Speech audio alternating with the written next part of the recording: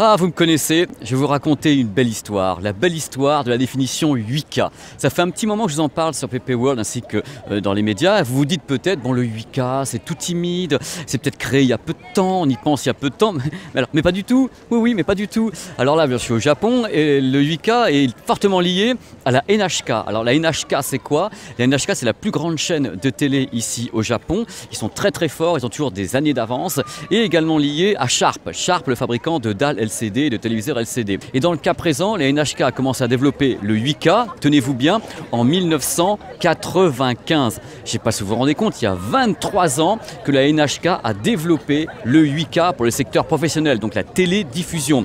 Sharp, en tant que fabricant de LCD, fabricant de téléviseurs et autres, a commencé à s'y pencher réellement, techniquement, technologiquement, industriellement, à partir de l'an 2000, avec un prototype qui a été finalisé, je crois, en 2006.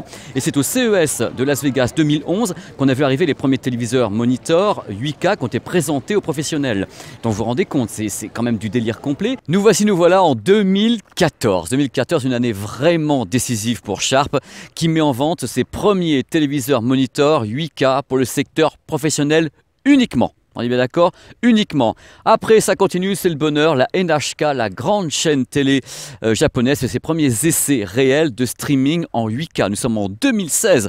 Tout ça au travers du satellite récepteur Sharp 8K, parce que c'est eux qui le conçoivent. Donc il y a vraiment une union complète entre ce que fait la NHK, cette grande chaîne télé, et Sharp, notamment pour le Japon. Ils sont très très liés depuis très très longtemps déjà. Et pour le grand public, on commence à les voir arriver un petit peu en Chine et au Japon. La Chine est un territoire où en effet le 8K semble progresser. Dans tous les cas, c'est ce qu'il me dit. Ça a été introduit de façon massive au mois d'octobre 2017 en Chine et le Japon commence à attaquer très très fort depuis décembre 2017 ici à Yodobashi, Akiba ou ailleurs, partout au Japon. Vous vous rendez compte, cette histoire de folie? On parle d'une définition qui peut vous paraître surréaliste et les mecs ici y ont pensé depuis 1995. Moi je dis waouh. Donc la suite va être quand même très violente. Donc l'histoire est jolie, ils ne sont pas là pour en vendre des milliards pour le moment, ils se disent voilà, ça existe. Comme la NHK fait des essais de 8K en streaming et autres, il faut qu'il y ait des téléviseurs. Donc c'est ça qui est important, c'est qu'on commence à les mettre en vente pour que les professionnels et le grand public puissent avoir accès aux premiers essais de 8K avec la NHK à Tokyo. Quand on pense 8K, on pense vidéo, on pense image, mais attention, pour Sharp, c'est qu'une petite partie de ce qui va se passer, parce que pour Sharp, le 8K c'est tout simple. C'est également exploité dans le médical pour avoir une très belle image où on va faire des scanners et autres, donc le secteur médical peut être intéressé par le 8K. L'industrie, en général, ça peut être carrément du monitoring, ça peut être de la télésurveillance pour pouvoir zoomer dans une image et voir très très bien ce qui se passe. Ça fait partie de l'avenir du 8K. Le 8K également appliqué à la télésurveillance par des drones. C'est-à-dire des drones qui auraient des caméras 8K peuvent évidemment avoir une meilleure vision, si je puis dire, plus détaillée de ce qui peut se passer. Donc il y a vraiment tout un univers autour du 8K qui ne se limite pas à avoir des images d'émissions télé qui viennent de la NHK. Pour eux, c'est très très très large.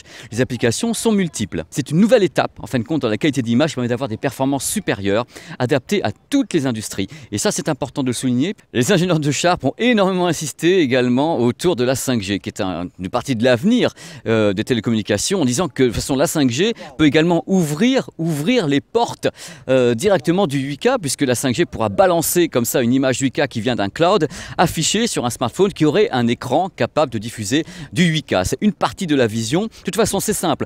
La vision de Sharp pour l'avenir, c'est 5G, 8K et intelligence artificielle. Pour eux, tout est lié dans les années à venir. Ils sont très visionnaires, ils pensent que ça va venir, et moi aussi d'ailleurs. Bon, vous allez me dire, et vous avez raison, mais les images, on les fait comment, les images 8K, Pepe Garcia, au fin fond de Taïwan? Bien écoutez, c'est tout simple, il y a des caméras qui existent depuis un petit moment en secteur professionnel. Alors Sharp, on a montré plusieurs ici pendant que j'étais en reportage avec eux. Le ticket d'entrée pour eux, pour une bonne caméra, j'entends un truc vraiment pro, c'est 70 à 80 000 $. Il y a des modèles Panasonic qui sont sortis récemment ici sur le marché japonais, des modèles qu'on annonce extraordinaires en 8K. Ce sont des caméras qui vont beaucoup progresser techniquement puisque les électroniques suivent derrière, l'optique et autres, pour donner aux professionnels la meilleure qualité d'image possible en 8K pour pouvoir vraiment travailler correctement la post-production. Après, nous, on aura des images Full HD ou Ultra HD, mais à la base, je le répète toujours dans toutes ces vidéos, il faut que les professionnels tournent avec la meilleure qualité d'image possible. Voilà, tout simplement. C'est pas compliqué, la vie. Si ? Je suis désolé. Donc, on est dans un secteur professionnel qui va déboucher sur le grand public, certes, mais à la base, c'est les pros qui s'équipent maintenant. Le grand public commence à tâtonner. En Asie, moi, je vois les produits, mais on n'est pas du tout sur un marché de masse. On est sur quelque chose où on découvre au fur et à mesure les qualités du 8K. On est en train d'expérimenter les structures, les infrastructures, les clouds, les émissions télé avec la NHK. Ce n'est qu'un début, tout ça. On est dans un début de quelque chose. Alors là, vous devez vous demander, mais pourquoi? Pourquoi? Why? Pourquoi est-ce qu'il y a des fabricants qui balancent des téléviseurs 8K comme ça à Berlin, ailleurs, au Japon, alors que ça nous concerne pas vraiment. Il est tout à fait normal que les fabricants balancent des téléviseurs. Ils n'ont plus le choix. C'est-à-dire que même s'ils en vendent 4 ou 5 ou 15 ou 200 ou 400, je sais pas, en Asie, quelque part au Japon ou quelque part à Séoul, qu'il était hors de question que la NHK balance comme ça des signaux par satellite et que de l'autre côté, les fabricants disent « Oh ben non, ça ne nous concerne pas, on va attendre 2022, la fin des JO. » Non, ils sont obligés de le faire maintenant. Ça ne veut pas dire que vous serez impacté, puisqu'en effet, on n'a pas les récepteurs 8K ni quoi que ce soit. Je pense qu'ils vont commencer à vendre également les décodeurs 8K, enfin les récepteurs satellites 8K à dose homéopathique. Ce sont des essais. On est en train d'essayer quelque chose, donc pas de panique. On est quelque chose qui est infinitésimal. On débute un truc.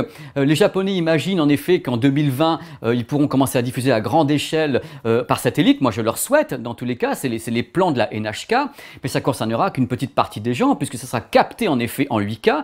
Mais après, quand c'est capté en 8K, on a nous les images en Ultra HD ou en Full HD ou en standard. L'idée, c'est de partir, encore une fois, d'un gros master de base, donc une grosse image, et après de la décliner suivant vos possibilités, suivant les pays, suivant les plateformes, tout simplement. Mais à la base, actuellement, je pense qu'on n'a plus le choix, puisque les essais vont commencer, et en même temps, le secteur pro s'équipe de caméras 8K. Donc d'un côté, il faut des moniteurs 8K pour le secteur pro, et d'un côté, comme la NHK, ça va arriver, pour certains, pour des privilégiés, il faut bien le matos qui soit là. Donc c'est pas la panique, il ne faut pas, absolument pas paniquer, je veux dire, c'est normal que je fasse ces vidéos parce que mon rôle, je vais revenir là-dessus, mon rôle à moi, c'est de vous informer, de dire voilà, ça existe, ça va venir, les essais sont là, et voilà, je ne peux pas taire ça, je ne peux pas dire bah non, il ne va rien se passer, vous comprenez, il ne se passe rien dans le monde. Si, il va se passer ça, mais après, comme toujours, sort un nouveau aventurien venir, il faut regarder très loin pour savoir ce qui va se passer en France et en Europe.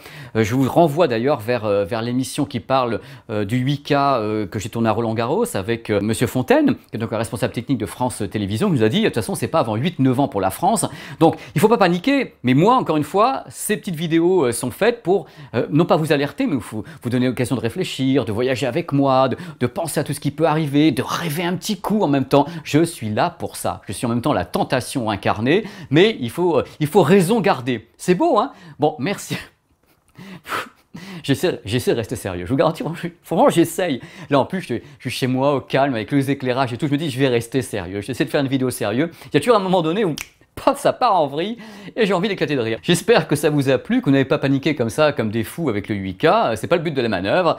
N'oubliez pas, sur la chaîne il y a plein de trucs à regarder, vous privez pas, il y a plein de trucs qui arrivent en même temps, j'arrête pas de produire. Pas en 4K, pas en 8K. Ça viendra peut-être plus tard, quand j'aurai plus de cheveux. Allez, moi dans tous les cas, je vous embrasse et je vous dis à très vite sur PP World pour de nouvelles sensations extrasensorielles, extraterrestres, extra-future. N'oubliez pas, je vois le futur. Et c'est beau.